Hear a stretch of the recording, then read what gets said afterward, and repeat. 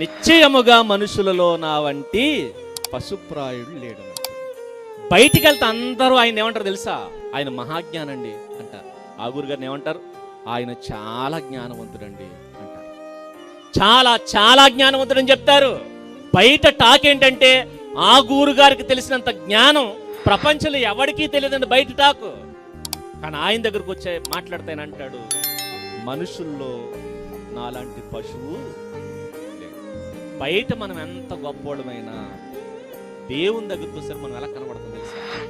ఆసాబు గారికి కూడా మాట్లాడుతూ అంటాడు, ఈ సన్నిధిలో నేను మనిషిలా కనపడలేదు. ఎలా కనపడదు? నా కంటికి నేను మృగంలా కనపడుతున్నాను.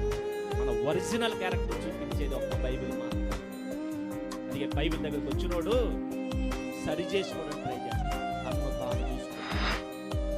అలా ఉండకూడదు. నేను మనిషిని అవ్వాలని తన్న తాను సరి చేసుకోవడం